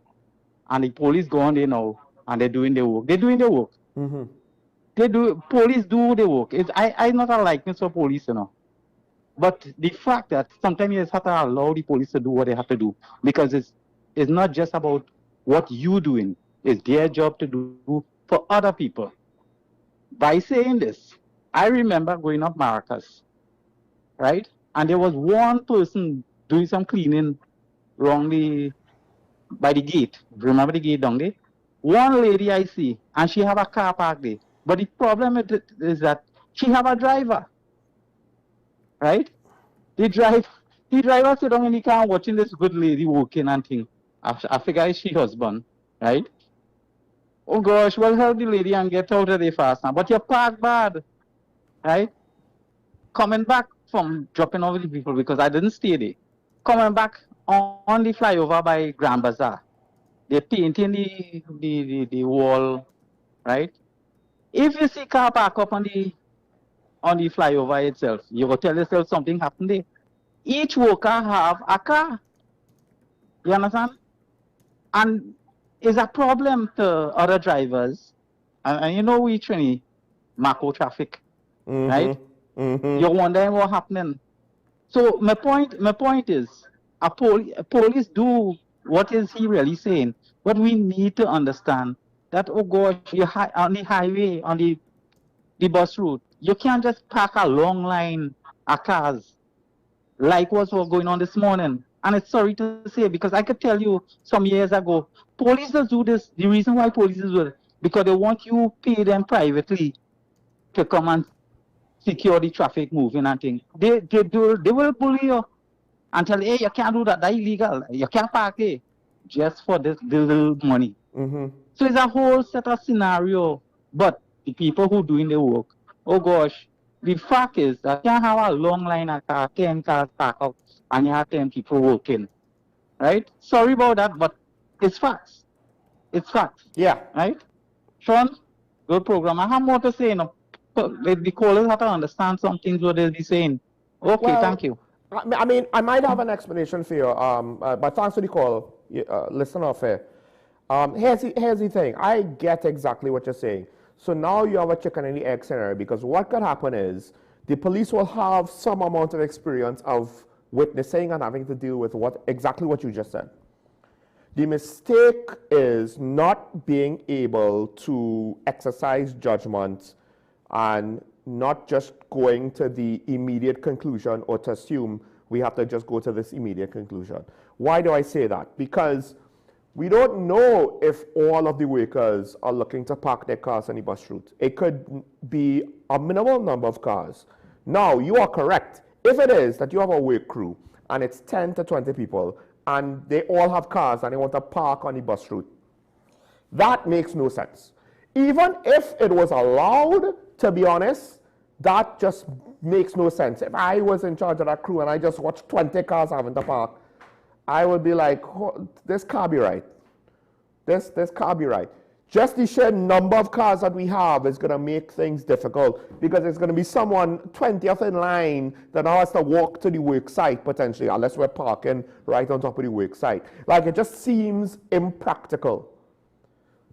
Now, what should be allowed is, we have 20 people, we're allowed to have a handful of cars, maybe 4, maybe have like 1 bus if there's a bus available, some kind of mini bus that could seat like 7 to 10 or whatever, right? So there's only going to be a handful of vehicles so that the crews could go from point to point on the bus route, deal with it. And the police there should be something in place to allow for that. And if you want to abuse the privilege, maybe privilege is the wrong word, but abuse the practical policy to say, now we just all gonna park on the bus route because we want our convenience, then the police should be like, nah, you all need to get these cars off the bus route. We don't care where they go. That's a you problem, but they can't stay here. If they're here, they're gonna be ticketed, right? If it's abused, now here's the thing, the caller, Dabadi, he seems to be connected to the situation in some form or fashion. I have enough faith in the caller. I will not assume that he's condoning any sort of excessive behavior. So in this case, similar to how, I don't know if you have witnessed it, because I believe based on your language, you're saying you think this is what's happening, or if this is happening. Let's not assume that it's there. But just as how you also admitted that there are police that are up to no good in times like this, there are people who will try to, well, you give them an inch, they'll take a mile. What are you going to do me? I gotta work. I get to park here too. Meanwhile, I'm trying to explain, we have like 5 cars already. We can't have a 6. It's not practical, right? But people don't want to understand, look, it's a special circumstance. This is not just public road. It is what it is. And this is where maybe having corporation transport for this specific situation, the priority bus route, might be necessary. We have Clarkson Bay on the line. Caller, good morning. You're on here. Yeah, hi. Morning. Yeah. Hi, good morning. Sean. Yes. Morning, Sean. Well, Mr. Sherry. Yeah, but Sean, I was trying to get you yesterday, but I said like, oh, you erase me, or you taking my call at all. No, we weren't live. But it was a replay yesterday, caller. We weren't live yesterday. Sorry. Apologies. Oh. Okay. Yeah. But concerning the little child and things, Sean, we had numerous things with children in this country, you know. Disappearance, family killing children, all that been happening. And you know the funniest thing is that these things continue to happen. I'm sure this will be last, because the whole thing about it is that measures that we really supposed to take, like dealing with the people who is involved in this situation, like the family, the lifestyle of family, this certain belief. There's a lot of belief that people have today that have us in this mess, you know. People want to believe all kind of things except the truth, you know. You cannot tell people about the truth today. And that is a big problem that happen in this country. Anytime you mention truth, you find a way that some people will tell you you don't have court closed. You're chatting about the court. So the court and all these people, it's like they want you to lie in this country. Just continue to lie and allow all the wrong things to happen because that's in some people's mind. Lying just get you where you want to. But it's time shown that I keep saying, members like you and many others, we had to take a stand for something shown. If we can't stand up and see what's going on right before our eyes, such as in the parliament, you understand? We have all these individuals who have all these skeletons right in front of us, and these same people is now lawmakers. You understand? What these people could really tell us about Sean. And the thing about it, these people believe that they could come out here and hypnotize people and people not seeing at all, nothing. They just seeing nothing. And them could just come out and lie to the population. Sean, again, we had to take a stand. We, the people, had to come out and say this is wrong and wrong must go away. What is right, we must deal with what is right, Sean. Thank you. Thank you, caller. Now, I don't know exactly what you intended to mean when you said a lot of beliefs people have, and I'm paraphrasing here, that's what has us in this mess. But I'll agree with that statement insofar that, and this happens around the world, the details might have minor differences, but it is shockingly, seemingly a common human behavior. Not so much common in the sense of, 30% of the population does this, but common in that you will find it around the world. Family members either turning a blind eye to the abuse suffered, inflicted upon family members, their own family members, by other family members. And it could be financial, emotional, physical, sexual, doesn't matter, right? Some of it is turning a blind eye. I don't want to be involved. Well, by not being involved, you are taking a side, right? Because you're allowing the perpetrator to be unencumbered in any sort of way.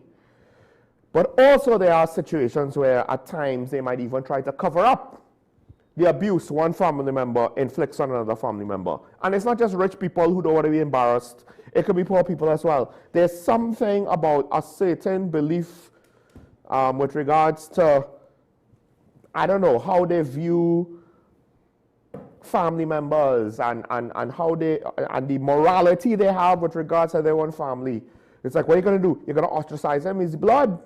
So what if he abused you in some way? That's your blood. Now, at some point, we're going to probably get more instances of females being the perpetrators, but right now, more often than not, it's males, forgive me, right? And that is, in part, one of the issues, one of the difficulties you have with domestic violence and domestic abuse, because they don't necessarily want the perpetrator arrested, right?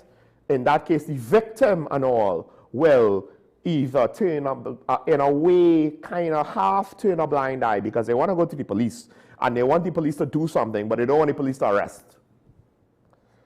Or they will try to protect. They don't go to the police, and it has to be somebody else, a third party, making the report because they notice that the child or the wife or the common law spouse has a black eye or a bruised arm or a bruised leg or what have you. This is one of the uglier parts of the old time days, because I don't think it's only a modern occurrence, right? Now, to what extent did it increase, expand, grow, devolve, become worse?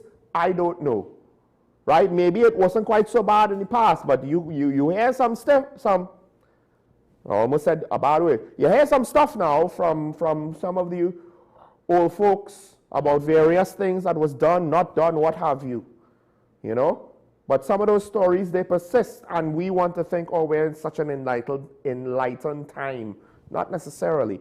And we'll close with, because the first caller from Arima brought it up, and it's pertinent, because I thought it was a shame. And this is a very good example, and people are not necessarily going to agree with me or want to agree with me, but this is a very good example of how our politics works. And in fact, this might actually be one of the least egregious examples the caller pointed out, right? Because I don't think it was intentional. But when Dr. Rowley, as Prime Minister, said, I am not in your bedroom, the mistake he made was not the subject matter. The mistake he made was the presentation style, because the debate became about what he said more in regards to how he said it than in regards to the content of what he was trying to say. Because that was something the police have been saying long before.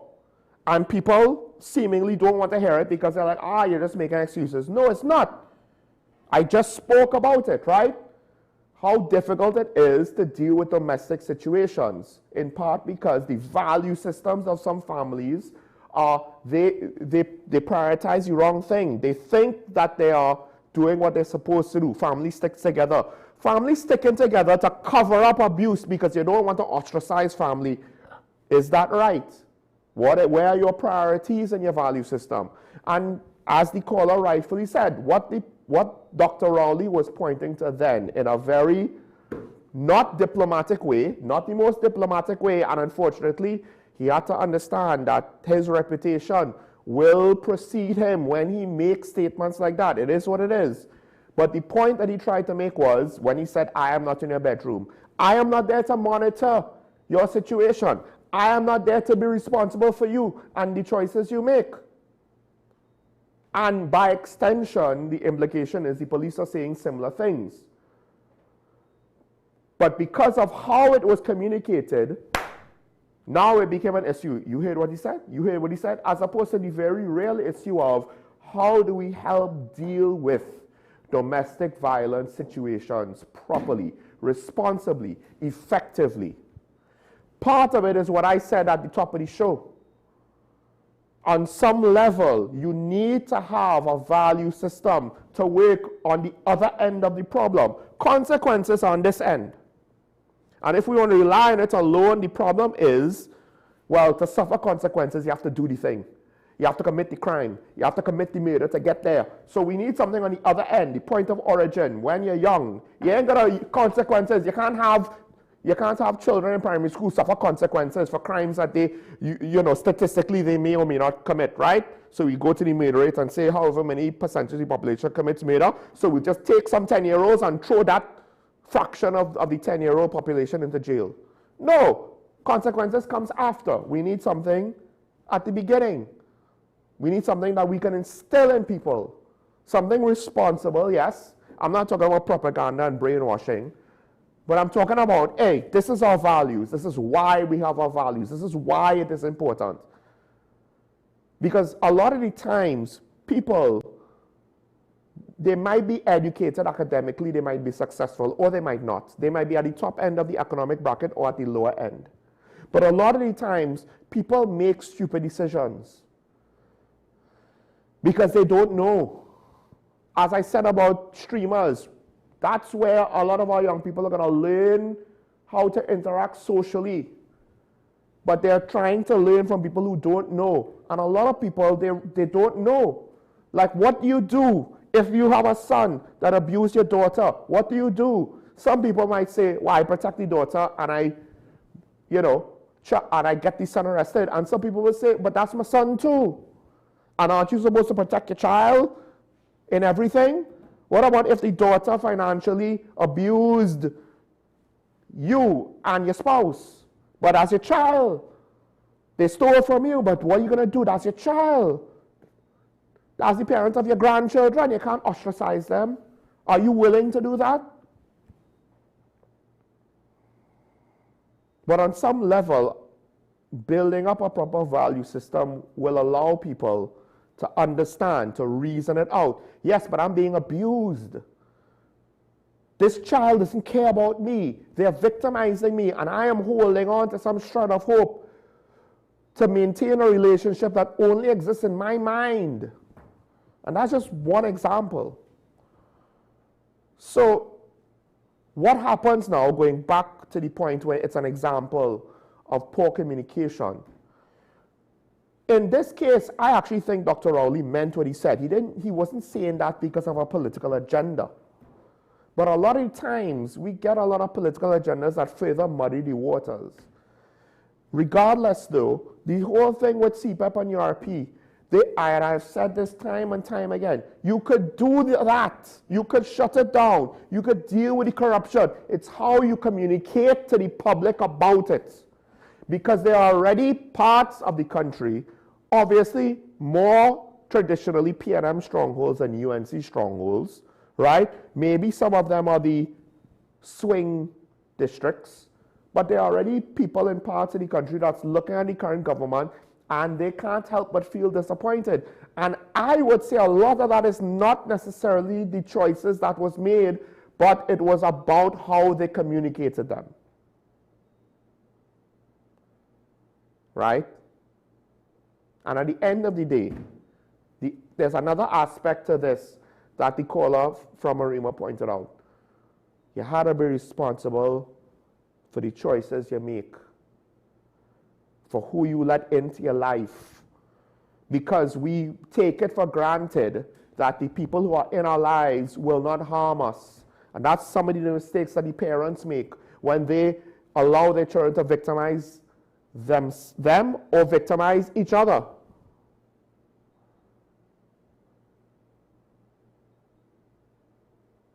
If you don't instill, just because you have blood ties doesn't mean that you will always be treated properly by your family, that they will always treat their family properly.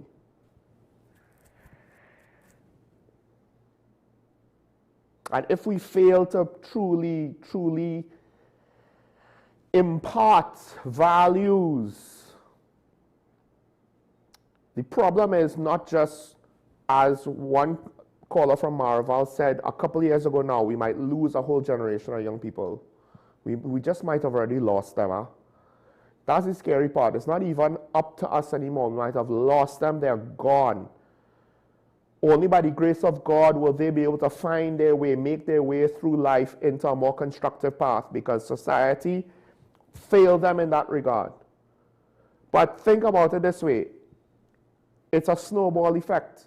If our values are so devoid of any sort of substance, of any sort of practical worth, in order to ensure that we would have a society that is built on reasonable degrees of ethics, of treating people in good faith, of being good neighbors, if that's eroded with one generation, what do you think they're going to have the capacity to teach the subsequent generations after that? At the end of the day, a lot of the life lessons that were supposed to be passed down to us by our seniors came from their seniors, and it came from the seniors before them, and it was a lot of hard-won lessons. Hard-won lessons that, yes, everybody wants to be progressive, everybody wants to be better than before, but there's a certain amount of value in conservatism and stability. The point with that is not to necessarily prevent positive change. The point with that is to ensure we retain the good, that we don't have to then now start from scratch, make the mistakes all over again, learn the hard way, and suffer the consequences for that. But, you know what? Literally, as the saying goes, those who don't learn will fail. We've been feeling a lot of crushing blows and defeats in the last few years. It's not disconnected. On some level, it's connected. Where's the grand plan to try to treat with it? You have to start from somewhere, so it's not as though you're going to solve everything at once. But we don't really see any vision. We don't really know Where do we start? What is the mission? It just is. Thanks to the callers. I don't think we had any comments today. This is talking about a WESN. I like where just about all the callers went. Good conversation, good talking points. I don't know, some of the callers that, now got home, might not have seen the opening show, was quite aligned with what I had to say over the same thing. Maybe there's something there. Maybe we're noticing some stuff. Maybe you are too. If you don't want to call in and have the conversation with me, extend the conversation with the people in your circle. That's part of the responsible democratic process. And dare I say it's necessary now. Stay safe. Remember your allegiance to the Republic and to each other. Do not forget that it's nice to be nice. Give people the benefit of the doubt, including police officers, even if they seemingly are being mean to you. Have a good day. We'll see each other tomorrow. Bye-bye.